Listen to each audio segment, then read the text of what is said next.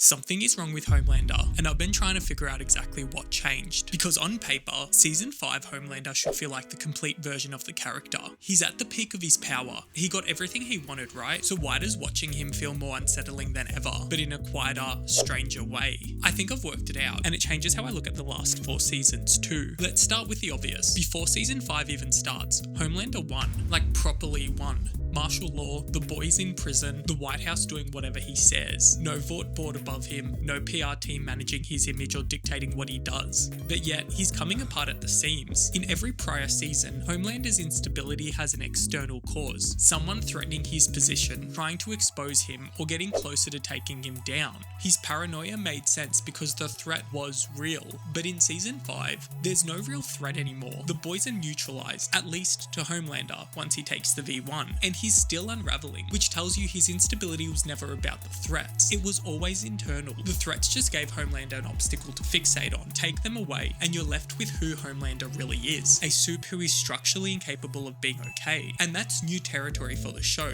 because we've never seen him without someone to fight against. So what does Season 5 give him instead? A fight against his own mortality. Homelander can die. He becomes physically vulnerable in a way the show has never shown before. Think about what that does to a character whose entire identity is built around being above everything, above consequences, and honestly, above humanity. Invincibility wasn't just Homelander's power, it was the psychological foundation for everything he was. The arrogance, the entitlement, the casual cruelty, all of it was downstream of the belief that nothing or no one could actually touch him. Once that cracks, the whole structure gets shaky, and you can see it ripple through every decision he makes this season. The obsession with Ryan isn't really about love, it's about his own legacy. The grab for the V1 serum isn't hunger for more power, it's just pure panic. The theme park, the religious movement, all of it, he's scrambling to leave something behind because for the first time he's aware that he won't be here forever. Previous seasons Homelander's violence came from arrogance. This season, it's coming from fear. These two things look similar on the surface, yet feel completely different underneath. The A-Train kill is a good place to start. Most people watched that scene and read it as a classic Homelander moment. Someone stepped out of line and got destroyed for it. Business as usual. But look at what actually happened. A-Train at the end of his life chose something real. He switched sides, helped the boys, became the thing Homelander has always been pretending to be. And Homelander couldn't process that, not because it threatened him politically or practically, but because someone in his orbit chose a different story to be a part of. One that didn't include him, one that didn't really need him.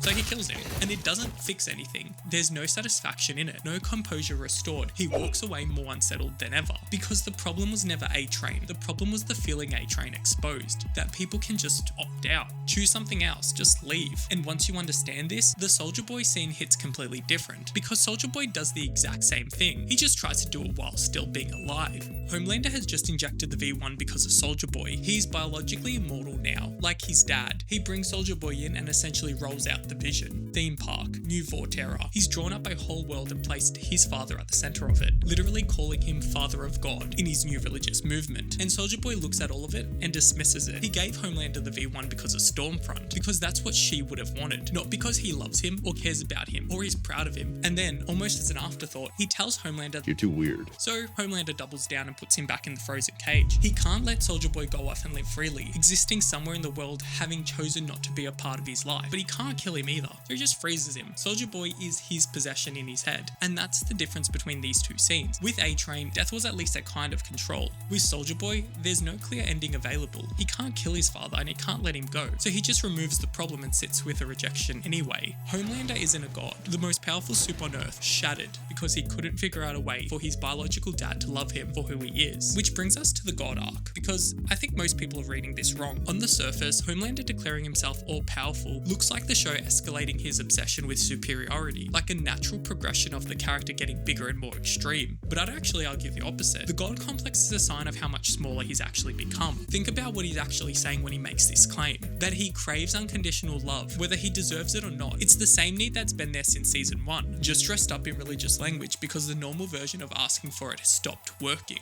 The vision he had in episode 3 where he is told he should be worshipped, that moment lands so unsettling because you understand immediately that this is what he's always wanted to hear. Someone confirming the thing he's been trying to convince himself of the whole time. But confirmation from a hallucination of a dead woman isn't validation, it's really just the opposite. He can terrify every person in America America into compliance. What he has never been able to do across the past 5 seasons is make a single person genuinely love him, and he knows it. The God stuff is an attempt to reframe that failure as something intentional. Gods aren't supposed to be loved by their equals, they're supposed to be worshipped by their subjects. It's a cope, a massive, country-spanning, institutionally supported cope. Homelander feels different in season 5 because the show has finally stopped managing him. In every prior season, there were limits to how far he could go, not because it didn't make sense for the character, but because the story needed him level-headed enough to keep others functioning around him. This season, the story doesn't need to protect anyone anymore, and when you remove those limits from a character like this, what you're left with is the version that was always underneath. Homelander hasn't changed. The show just stopped holding him back. The mask was taken off, deliberately, and what's underneath is somehow both more terrifying and more pathetic than anything the previous season has shown us. A man who has everything and is still somehow the most miserable person in the room. I feel like this season is genuinely dividing people. Some think this is the best version of Homelander we've ever seen, others think it's gone too far and has lost what made Homelander so compelling in the first place. Like if you like Homelander.